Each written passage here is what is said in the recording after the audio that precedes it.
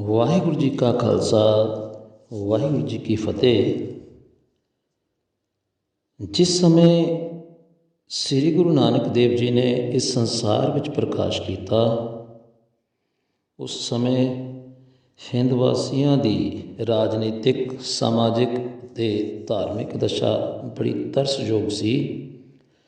ਰਾਜਨੀਤਿਕ ਤੌਰ 'ਤੇ ਸਾਰਾ ਹਿੰਦੁਸਤਾਨ ਵੱਖ-ਵੱਖ ਖੇਤਰਾਂ ਵਿੱਚ ਵੰਡਿਆ ਹੋਇਆ ਸੀ। ਇੱਕ ਖੇਤਰ ਦਾ ਰਜਵਾੜਾ ਦੂਸਰੇ ਨੂੰ ਵੇਖਣਾ ਪਸੰਦ ਨਹੀਂ ਕਰਦਾ ਸੀ। ਆਪਸੀ ਫੁੱਟ ਦੇ ਕਾਰਨ ਹਿੰਦੁਸਤਾਨ ਗੁਲਾਮਾਂ ਦਾ ਗੁਲਾਮ ਹੋ ਗਿਆ ਸੀ। ਹਰ ਪਾਸੇ ਬੇਚੈਨੀ ਹੀ ਬੇਚੈਨੀ ਫੈਲੀ ਹੋਈ ਸੀ। ਠੱਗੀ, ਠੋਰੀ, ਫਰੇਬ, ਧੋਖਾਧੜੀ, ਚਲਾਕੀ, ਮਕਾਰੀ ਦਾ ਬੋਲਬਾਲਾ ਸੀ। ਹਰ ਪਾਸੇ ਪਾਪ ਦੇ ਸੰਘਣੇ ਬੱਦਲ ਛਾਏ ਹੋਏ ਸਨ। ਜਿਨ੍ਹਾਂ ਰਾਜਿਆਂ ਨੇ ਪ੍ਰਜਾ ਦੀ ਰਖਵਾਲੀ ਕਰਨੀ ਸੀ, ਉਹ ਆਪ ਹੀ ਸ਼ੇਰਾਂ ਦਾ ਰੂਪ ਧਾਰ ਕੇ ਆਪਣੀ ਹੀ ਪ੍ਰਜਾ ਨੂੰ ਖਾ ਰਹੇ ਸਨ। ਅਹਿਲਕਾਰਾਂ ਦੀ ਬਿਰਤੀ ਕੁੱਤਿਆਂ ਵਰਗੀ ਹੋ ਚੁੱਕੀ ਸੀ। ਸਤਿਗੁਰੂ ਨਾਨਕ ਪਾਤਸ਼ਾਹ ਜੀ ਨੇ ਉਸ ਸਮੇਂ ਦੀ ਦਸ਼ਾ ਦਾ ਵਰਣਨ ਗੁਰਬਾਣੀ ਵਿੱਚ ਖੁਦ ਕੀਤਾ ਹੈ।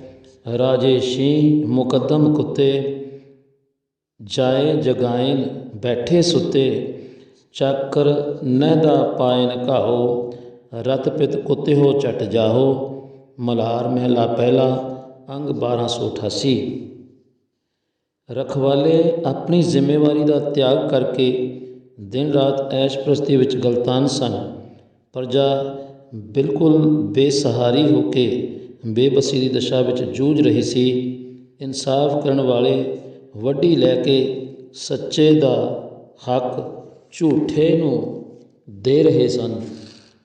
ਸਤਿਗੁਰੂ ਨਾਨਕ ਪਾਤਸ਼ਾਹ ਜੀ ਦੇ ਫੁਰਮਾਨ ਅਨੁਸਾਰ ਉਸ ਸਮੇਂ ਕਿਹੋ ਜਿਹਾ ਅਧੋਗਤੀ ਦਾ ਵਰਤਾਰਾ ਹਰ ਪਾਸੇ ਵਰਤ ਰਿਹਾ ਸੀ। ਆਪ ਫੁਰਮਾਉਂਦੇ ਹਨ, ਰਾਜਿਆਂ ਨੇ ਕਸਾਈਆਂ ਦਾ ਰੂਪ ਧਾਰਨ ਕੀਤਾ ਹੋਇਆ ਸੀ। ਧਰਮ ਨਾਂ ਦੀ ਕੋਈ ਚੀਜ਼ ਹੀ ਨਹੀਂ ਦਿਸਦੀ ਸੀ। ਜਿਵੇਂ ਧਰਮ ਮਾਨੋ ਖੰਭ ਲਾ ਕੇ ਅਸਮਾਨੀ ਉੱਡ ਗਿਆ ਹੋਵੇ। ਹਰ ਪਾਸੇ ਕੂੜ ਕੁਸੱਤ ਦੀ ਕਾਲੀ ਬੋਲੀ ਰਾਤ ਛਾਈ ਹੋਈ ਸੀ। ਸੱਚ ਕਿਧਰੇ ਭਾਲਿਆਂ ਵੀ ਦਿਖਾਈ ਨਹੀਂ ਸੀ ਦਿੰਦਾ। ਹਰ ਪਾਸੇ ਹਉਮੈ ਹੀ ਪ੍ਰਧਾਨ ਸੀ, ਜਿਸ ਕਾਰਨ ਹਰ ਮਨੁੱਖ ਅਤਿਅੰਤ ਦੁੱਖਾਂ ਵਿੱਚ ਗ੍ਰਸਿਆ ਹੋਇਆ ਸੀ।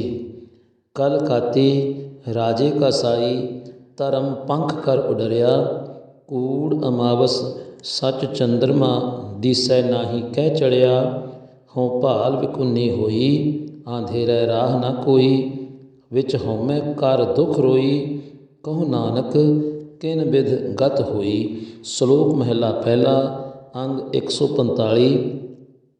ਜਿਨ੍ਹਾਂ ਲੋਕਾਂ ਨੇ ਲੋਕਾਈ ਦੀ ਰੱਖਿਆ ਕਰਨਾ ਆਪਣਾ ਧਰਮ ਪ੍ਰਵਾਨਿਆ ਸੀ, ਉਹ ਵੀ ਆਪਣਾ ਧਰਮ ਛੱਡ ਕੇ ਦਿਲਹਾਰ ਬੈਠੇ ਸਨ ਅਤੇ ਮਲੇਛਾਂ ਦੀ ਬੋਲੀ ਬੋਲਦੇ ਸਨ। ਖੱਤਰੀਆਂ ਤਾਂ ਧਰਮ ਛੋੜਿਆ, ਮਲੇਛ ਭਾਖਿਆ ਗਹੀ, ਸਿਰਜ ਸਭ ਇੱਕ ਵਰਨ ਹੋਈ, ਧਰਮ ਕੀ ਗਤ ਰਹੀ। ਧਨਾਸਰੀ ਮਹਿਲਾ ਪਹਿਲਾ, ਅੰਗ 663। ਧਾਰਮਿਕ ਨਿਗਾਰ ਇੱਥੋਂ ਤੱਕ ਆ ਚੁੱਕਾ ਸੀ ਕਿ ਮਾਇਆ ਦੀ ਖਾਤਰ ਆਪਣੇ ਆਪ ਨੂੰ ਗੁਰੂ ਅਖਵਾਉਣ ਵਾਲੇ ਚੇਲਿਆਂ ਦੇ ਘਰਾਂ ਵਿੱਚ ਜਾ ਕੇ ਉਹਨਾਂ ਦੇ ਕੰਨਾਂ ਵਿੱਚ ਉਪਦੇਸ਼ ਨੂੰ ਵੇਚਦੇ ਸਨ। ਇਸਤਰੀਆਂ ਪੁਰਸ਼ ਦਾ ਸਤੀ ਪਤੀ ਦਾ ਪਿਆਰ ਨਹੀਂ ਸੀ ਰਿਹਾ, ਕੇਵਲ ਮਾਇਆ ਦੀ ਖਾਤਰ ਹੀ ਸੰਬੰਧ ਸੀ। ਮਾਇਆ ਦੀ ਖਾਤਰ ਭਾਵੇਂ ਕੋਈ ਕਿਸੇ ਥਾਂ ਕੁਥਾਂ ਤੁਰਿਆ ਫਿਰੇ, ਕੋਈ ਪੁੱਛਦਾ ਨਹੀਂ ਸੀ। ਉਸ ਸਮੇਂ ਹਰ ਪਾਸੇ ਪਾਪ ਦਾ ਹੀ ਵਰਤਾਰਾ ਵਰਤ ਰਿਹਾ ਸੀ। ਭਾਈ ਗੁਰਦਾਸ ਜੀ ਨੇ ਉਸ ਸਮੇਂ ਦੀ ਦਸ਼ਾ ਨੂੰ ਪਹਿਲੀ ਵਾਰ ਦੀ 30ਵੀਂ ਪੌੜੀ ਵਿੱਚ ਇਸ ਤਰ੍ਹਾਂ ਬਿਆਨ ਕੀਤਾ ਹੈ।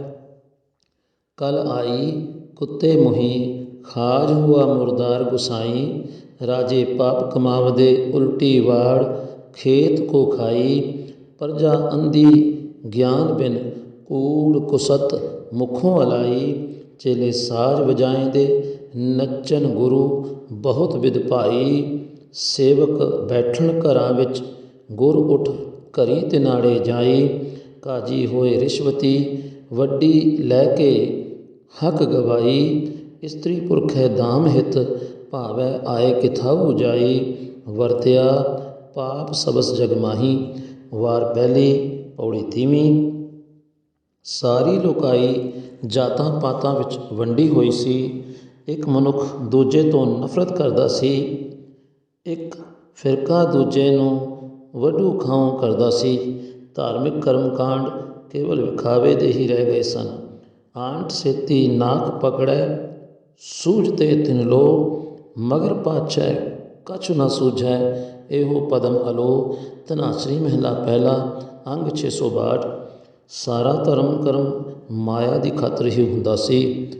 ਧਰਮ ਬਿਲਕੁਲ ਨਿਰਜਿੰਦ ਲੋਥ ਬਣ ਕੇ ਰਹਿ ਗਿਆ ਸੀ। ਧਰਮ ਦੇ ਠੇਕੇਦਾਰ ਕਹਿਲਾਉਣ ਵਾਲਿਆਂ ਦੀ ਕਿਹੋ ਜਿਹੀ ਦਿਸ਼ਾ ਹੋ ਗਈ ਸੀ।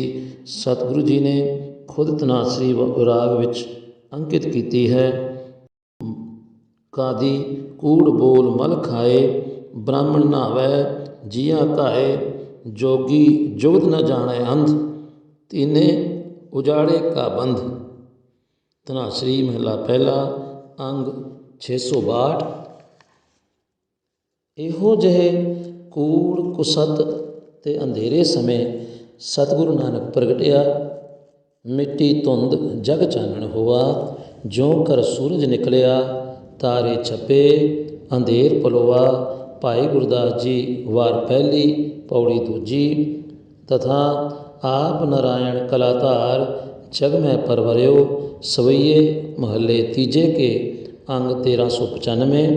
ਪਰਮੇਸ਼ਰ ਸਰੂਪ ਸ੍ਰੀ ਗੁਰੂ ਨਾਨਕ ਪਾਤਸ਼ਾਹ ਜੀ ਨੇ ਇਹੋ ਜਿਹੀ ਅਧੋਗਤੀ ਦੀ ਜਿਲਣ ਵਿੱਚੋਂ ਲੋਕਾਈ ਨੂੰ ਨਿਆਦ ਦਿਵਾਉਣ ਲਈ 20 ਅਕਤੂਬਰ 1469 ਈਸਵੀ ਕੱਤਕ ਦੀ ਪੂਰਨਮਾਸ਼ੀ 1526 ਬਿਕਰਮੀ ਨੂੰ ਰਾਏ ਭੋਜ ਦੀ ਤਲਵੰਡੀ ਨਨਕਾਣਾ ਸਾਹਿਬ ਜ਼ਿਲ੍ਹਾ ਸ਼ੇਖੂਪੁਰਾ ਪਾਕਿਸਤਾਨ ਵਿਖੇ ਅਵਤਾਰ ਧਾਰਿਆ। ਵਾਹਿਗੁਰੂ ਜੀ ਕਾ ਖਾਲਸਾ ਵਾਹਿਗੁਰੂ ਜੀ ਕੀ ਫਤਿਹ।